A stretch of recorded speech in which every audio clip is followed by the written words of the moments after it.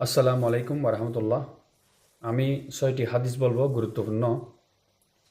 হাদিস নম্বর 1, সহিহ বুখারী হাদিস নম্বর 1। রাসূল সাল্লাল্লাহু আলাইহি ওয়াসাল্লাম বলেছেন, কর্মসমূহ নিয়তের উপর নির্ভরশীল এবং প্রত্যেক ব্যক্তি তাই পাবে যা সে নিয়ত করেছে। আপনি যেমন নিয়ত করছেন তেমন ফল পাবেন। ভালো হলে ভালো ফল, খারাপ নিয়ত করলে খারাপের ফল। 2 নম্বর হচ্ছে, ইসলাম 5টি স্তম্ভের উপর প্রতিষ্ঠিত। ইসলামের মূল ভিত্তি হচ্ছে 5টি।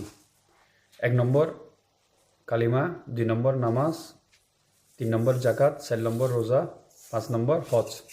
তো ইসলাম আসলে এগুলা পালন করতে হবে। টাকা থাকলে জাকাত দিতে হবে, আর টাকা বেশি থাকলেও হজ করতে হবে। এগুলো হচ্ছে ফরজ। তারপর 3 নম্বর হচ্ছে সুনানি তিরমিজি হাদিস নম্বর 1162। রাসূল সাল্লাল্লাহু আলাইহি ওয়াসাল্লাম বলছেন, তোমাদের মধ্যে সেই ব্যক্তি উত্তম যার চরিত্র উত্তম।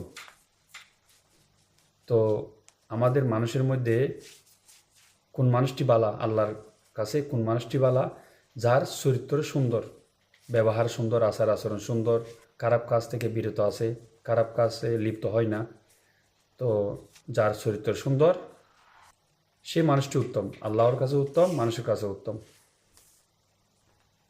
4 নম্বর হচ্ছে সহিহ বুখারী হাদিস নম্বর 10। রাসূল সাল্লাল্লাহু আলাইহি ওয়াসাল্লাম বলছেন, মুসলিম সে ব্যক্তি যার জিহ্বা ও হাত থেকে অন্য মুসলিম নিরাপদ থাকে।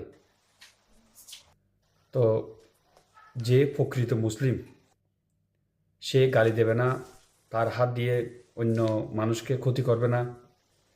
তো সেই জন্য বলছে, যার জিহ্বা ও হাত থেকে অন্য মুসলমান নিরাপদ, সেই প্রকৃত মুসলিম, সে আসল মুসলিম।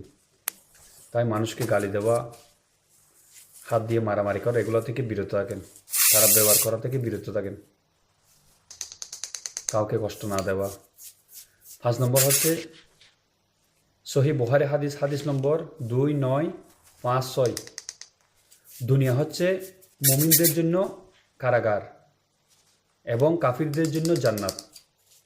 এই দুনিয়াটা হচ্ছে যারা মুমিন এদের জন্য কারাগার। কারাগার মানে জেলখানা আর কি।